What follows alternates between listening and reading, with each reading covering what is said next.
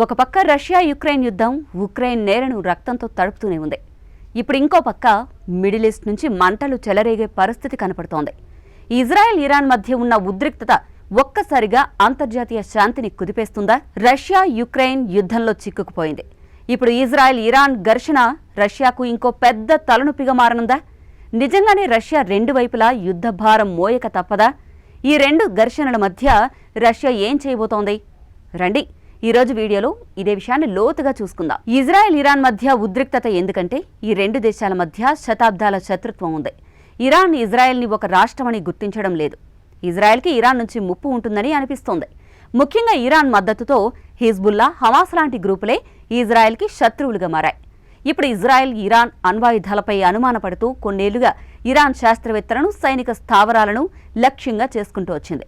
అది రెండు దేశాల మధ్య అప్పటికే రగులుతున్న మంటను మరింతగా రగిల్చింది. ఇక రష్యా ఇరాన్ మధ్య ఉన్న అనుబంధం ఇప్పుడు రష్యాకే కీలకంగా మారింది. యుక్రెయిన్ యుద్ధంలో రష్యా ఇరాన్ నుంచి డ్రోన్లు, ఆయుధాలు తీసుకుని యుద్ధం చేస్తోంది. పశ్చిమ దేశాల ఆంక్షలను ఎదుర్కొంటున్న రష్యాకు ఇరాన్ మద్దతే ఇప్పుడు ప్రాణ రక్షకంలా ఉంది.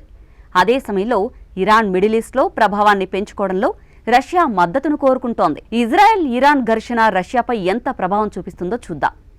ఇజ్రాయెల్ ఇరాన్ల మధ్య ఘర్షణ పెరిగితే రష్యాకు అది కొత్త తలనొప్పిగా మారుతుంది. రష్యా యుక్రెయిన్ యుద్ధంలో చిక్కుకుపోయింది. ఇప్పుడు ఇరాన్ ఇజ్రాయెల్ యుద్ధం మొదలైతే రష్యా రెండు పడవలపై పాదం పెట్టినట్టు అవుతుంది. ఇరాన్కు మద్దతిస్తే ఇజ్రాయెల్తో సంబంధాలు చెడిపోతాయి. అప్పుడు ఇజ్రాయెల్ను శత్రువుగా చేసుకోవడమే కాకుండా పశ్చిమ దేశాల ఒత్తిడిని మరింతగా రష్యాపై రప్పించే అవకాశం ఉంటుంది. అయితే ఇక ఈ యుద్ధం వల్ల ప్రపంచానికి ముప్పెంత అనేది చూస్తే ఇజ్రాయెల్ ఇరాన్ ఘర్షణ రష్యా, అమెరికా, చైనా, యూరోప్ ఇలా అన్ని పెద్ద శక్తులను మళ్లీ ఒకే వేదికపై తేవచ్చు. రష్యా యుక్రెయిన్ యుద్ధంలో చిక్కుకుపోగా ఇప్పుడు మిడిల్ ఈస్ట్ నుంచి వచ్చే సమస్య రష్యా శక్తిని రెండు ముక్కలుగా చేసే ప్రమాదం ఉంది. అంతేకాకుండా అంతర్జాతీయ చమురు ధరలు పెరిగే అవకాశం కూడా ఉంది.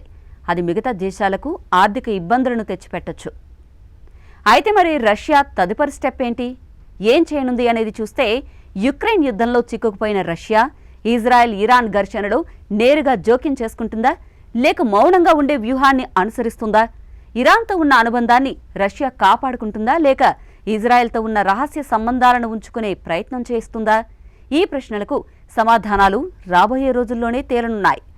ఇజ్రాయెల్ ఇరాన్ ఘర్షణ మిడిల్ ఈస్ట్కే కాకుండా రష్యా, యుక్రెయిన్, యూరోప్ సహా ప్రపంచ రాజకీయాలపై ఒక పెను ప్రభావాన్ని చూపే అవకాశం ఉంది.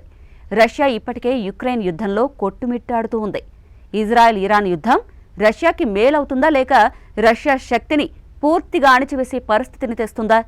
రాబోయే రోజుల్లో మనం దీని గురించి తెలుసుకోవాలి. ఇజ్రాయెల్ ఇరాన్ ఘర్షణ రష్యాపై ఏ ప్రభావం చూపుతుంది అనుకుంటున్నారు? మీ అభిప్రాయం ఏంటో కామెంట్ సెక్షన్లో తెలపండి.